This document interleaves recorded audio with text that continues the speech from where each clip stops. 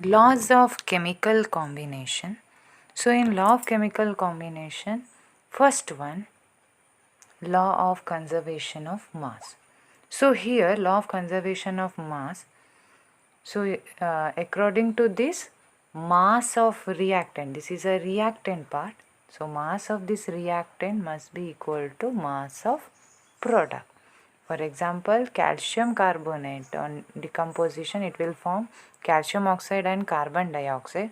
Here suppose if you taken 10 gram of calcium carbonate, that time it will form 6.2 gram of calcium oxide and 3.8 gram of CO2, that means carbon dioxide. Here 10 6.2 plus 3.8 is equal to 10 gram. Therefore mass of reactant must be equal to mass of product.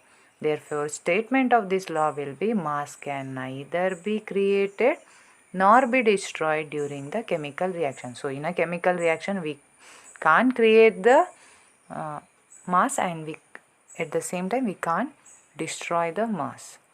So this is about law of conservation of mass. Next, second law, law of definite proportion, or you can also say law of constant proportion. So here in a chemical substance, for example, if you consider a chemical substance water, H2O, the elements are always present in definite proportion by mass. So here chemical substance is water, elements are hydrogen. So in a water, elements are hydrogen and oxygen. So this hydrogen and oxygen, which will be always present in definite proportion by mass, that is mass of hydrogen in water is hydrogen atomic mass 1, 2 atoms is there, therefore 2 into 1 is 2, 2 is 2, mass of oxygen will be 16. So it is 1s are, it is 8s are, therefore ratio 1 is to 8 ratio of element is present in water. Same way in ammonia, so ammonia NH3, so in NH3 ammonia mass will be 14, hydrogen 3 hydrogen is there, 3 into 1, that is 3 only, therefore 14 is to 3 ratio by mass by ratio is present in ammonia. Therefore law of definite proportion state that in a chemical substance the elements are always present in the definite proportion by mass. Next one, law of multiple proportion. So in law of multiple proportion, the two elements, suppose here two elements hydrogen and oxygen, that combine to form more than one compound. So here compound more than one compound, one is water, one is hydrogen peroxide. So two elements combine to form more than one compound. The mass of one element, that combined with the fixed mass, this is a fixed mass, hydrogen mass is here fixed one. So mass of one element that combined with the fixed mass of other element are in the ratio of small whole number. So this will be 16 gram, the mass of other element that will be in the ratio of small whole number. So here 16 gram of oxygen which will be, and in another case 32 gram of oxygen is there. So it is in the ratio of small whole number, that means 1s are, it is a 2s are, therefore 1 is to 2 is the ratio of oxygen in this case.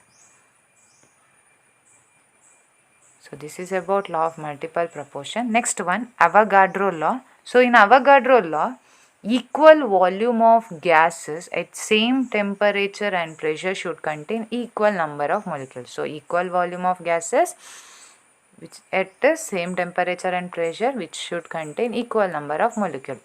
For example, if you consider formation of water reaction, here two molecules of, and that means two volume of hydrogen combined with the one volume of oxygen, and finally it will give two molecules of water. So this is about Avogadro law. Next one, Gaseous law of gaseous volume. According to him, the gas pressure P, that is directly proportional to the absolute temperature, and in this case volume remains constant. So here volume remains constant.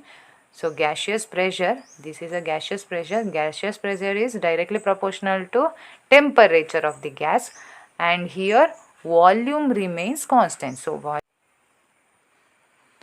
if you take a container which contain fixed mass and volume of gas, so which contain fixed mass and volume of gas, so here the temperature, let's consider temperature is T1 and pressure is P1 with at a constant volume and mass. So when you heat this container, that time the temperature of the container increases. Temperature of the container increases. Because of this gas molecule move fast and get kinetic energy, and this gas molecule which will be collide with the wall of the container more frequently with the more force. That means force is also going to increase. We know that pressure formula is force divided by area. So here as the force increases, what about pressure? Pressure also increases. That means if you consider here when you heat this gas molecule, that time temperature become T2 and pressure is P2. So in here T1 which will be less than the T2.